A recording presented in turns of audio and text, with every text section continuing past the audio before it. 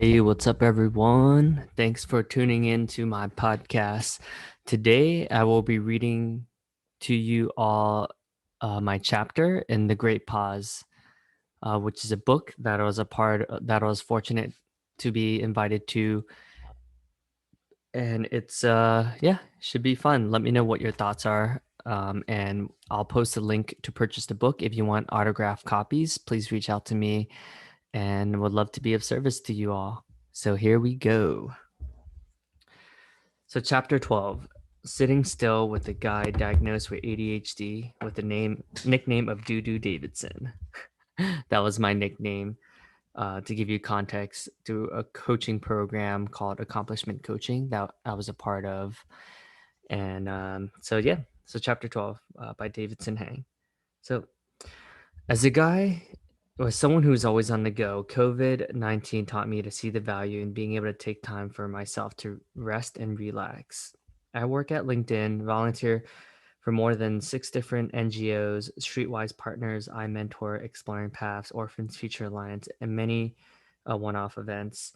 And overall, I would say I live a very fulfilled life. I'm a social butterfly, hosting many other events such as happy hours, fundraising, and I'm part of LinkedIn's Wellness Champions. Also on the board of Cheers for Charity, co-lead LinkedIn's Asian Alliance, Toastmasters at Microsoft and LinkedIn, and love attending all of the meditation, mindfulness workshops, and leadership and development seminars.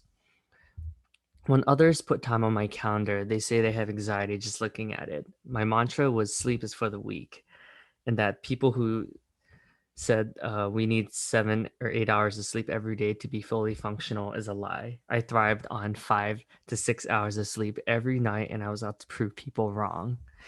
Some of my favorite things to do and bucket list items revolve around traveling, meeting new people, hosting events, and being in large crowds like EDM events at festivals. These things source me. I've done enough personal development to know what gets me into a slow state and what doesn't. I once did a meditation all day retreat, and it was the hardest thing in the world for me. My happy place is doing an 8 hour Spartan Beast up a mountain in Killington, Vermont, or Mount Vernon.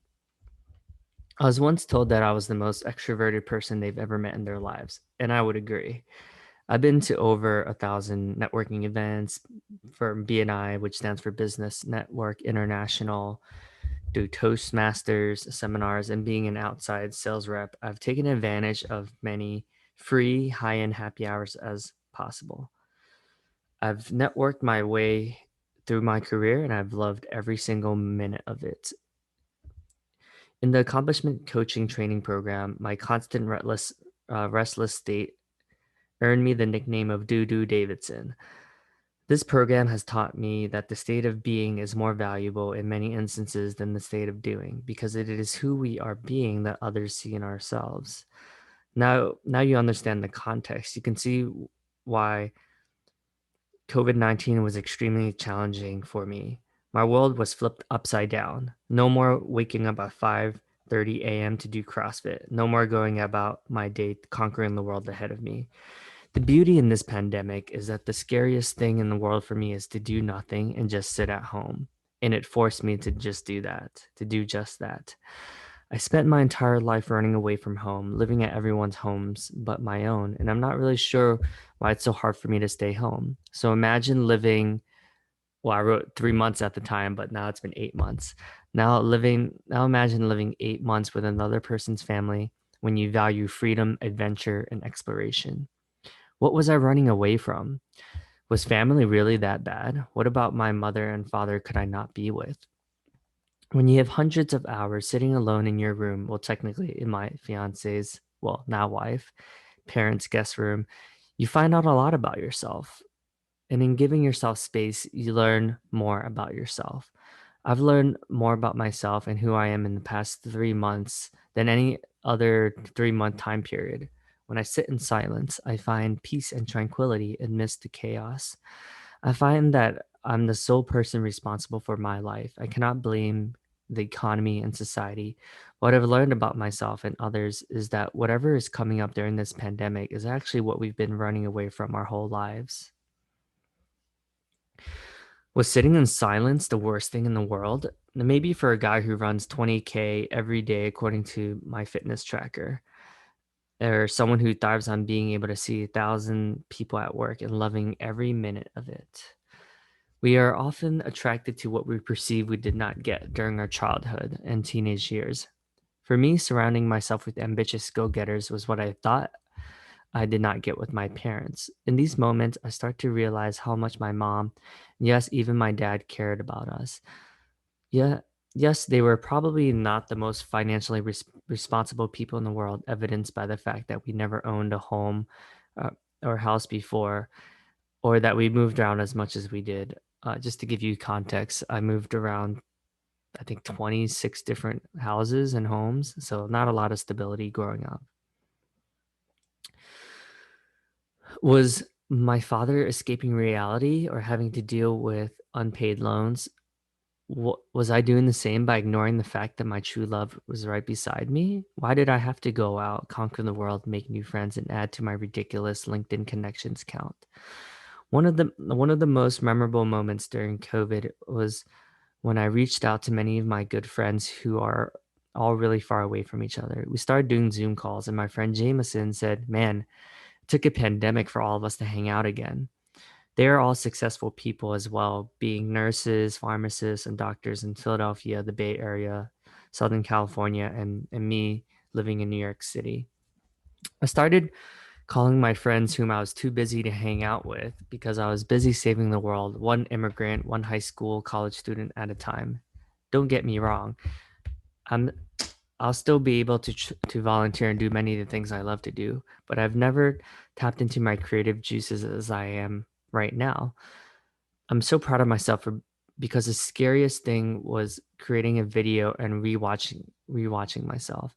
The opportunities and blessings that I've seen, that there's no barrier of distance now. I'm fortunate to work at LinkedIn in the Empire State Building, where I work with some of the greatest minds in the world. There's 1,000 of us at LinkedIn programming to stimulate any interest I have, whether it's learning something about social impact, diversity, inclusion, or belonging, or if I wanted to do a yoga class. We often strive to get promoted, sacrificing family time and getting back home at unreasonable hours. Those in the Northeast United States especially can relate. Most of the days look like getting up at 5:30 a.m. and coming back home at 11 p.m. You would think I'm exaggerating, but I'm not. Honestly, I'm not even sure how my fiance puts up with me. There were so many days where she just said, "I just want to be able to cook dinner with you or bake something together. Can you include me in your plans or at least ask me when you commit to a 16-week volunteer commitment?" We are finally starting to communicate with each other. Staying at home together for 3 months will do that to you. I'm finally starting to see the value of taking it easy, and family has always been a complicated topic for me. Growing up, I did not have my father most of my life. He just left one day without telling us why or how or what was happening. It traumatized me, and at the same time was probably the best thing that has ever happened to me. It's a complex question, but I do realize that if it wasn't for this time of isolation and my fiance and her family's risk tolerance, I don't think I would be still roaming around filling up my days with things to do just because it looks good on paper. I was able to pursue many of the passion projects that I was scared shitless to work on before. Working on a book is nerve-wracking for someone who barely passed English, who've always scored very low in the verbal and written portions of the SAT and pretty much any standardized test. The only writing I had under my belt was as a sports editor in the school newspaper. I had started my YouTube channel and my podcast a few months ago, but was inconsistent. These have finally started to come into themselves after I was not, quote unquote, not allowed to go out anymore. Every time someone gave me feedback, I made excuses like, "I don't have time to learn how to video edit my podcast." Those excuses no longer existed. When I sat with myself for hundreds of hours, I started to realize how glad I am that I wasn't born in Vietnam, where maybe the opportunities are not as plentiful as being born in the US. I'm fortunate that my mother immigrated here as a refugee, escaping the Vietnam War. She told us every day growing up how lucky we were that I got more than one shoe or pair of shoes that I didn't have to work 7 days a week. Growing up wasn't easy for us. I hated how much I had to work to pay for my extra expenses like going out with friends, while most of my friends didn't start working till after college. By the time college happened, I had over 10 jobs and many side hustles. Life was not fair. Why was I so unfortunate to have such a rough upbringing? Perhaps sitting alone in my own thoughts isn't so bad after all. Well, it led me here to writing this book to sharing with you all. What future do I dare to dream of? I dream of a workforce where managers do not need to micromanage us. They trust us. They trust that we are adults and human beings are capable of succeeding without having to punch a clock or being having told what to do, how to be our best selves. I dream of a place where we do not have to watch the polar caps melt. What if humans actually related to each other as one instead of what religion, color, what school you went to, or how your accent sounds, or if you believe in a different God? What if no one is right and that everyone's opinion matters the same? Not because you're a rich, middle to late year white male who went to an Ivy League school or was born in America, the UK, or any European country. Man, these moments really allow us to appreciate walking across the Brooklyn Bridge. The day I can do that without having a mask, without having to avoid people like they have the plague or even worse, the coronavirus. New York City restaurants have always been a highlight of my life, and being lucky enough to have such amazing experience with so many loved ones, friends, coworkers, and family. Hiking mountains and being outdoors sources me. Humans naturally, from thousands of years of evolution, want to explore, and we are social creatures. The chances of survival are much higher when you're in your tribe. I get that we might not all share the same opinions, parents growing up and upbringing.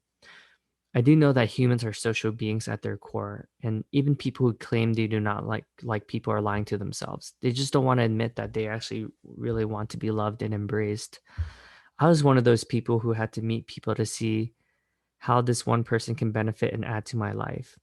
Upon reflection and time to myself, I realized that I'm not perfect and have so much more to experience in life. I'm grateful for this pandemic to help me realize that relationships matter, and I've created a bucket list of places I want to travel and visit. I get to appreciate all of this so much more when it's all over and done with. About Davidson. Davidson is an account executive at LinkedIn Learning Solutions. He's a YouTuber, blogger, podcaster, public speaking motivational coach, and mentor. Davidson's life's purpose is to create curiosity, reflection, and abundance. He helps others see the humanity in themselves by helping people find a purposeful drive so that they are happy, fulfilled, and radiate joy. Passionate about social impact, making a difference, and helping others foster a sense of diversity, inclusion, and belonging, Davidson's goal in life is to be able to help others find peace. Davidson thanks his therapist, accomplishment coaching, landmark, and next level training for their healing work, which has helped him inspire and touch thousands of lives annually. My website is davidsonhang.com. And the quote that is quoted here is, "What I've learned about myself and others is that whatever is coming up during this pandemic is actually what we've been running away from our whole lives." Davidson Hang, Manhattan, New York City, New York, United States. Well, hope you enjoy that reading. Shoot me a ping if you are interested in purchasing my book or if you want a signed copy. Please reach out. We'll love to send you one your way. Cheers. Love you guys.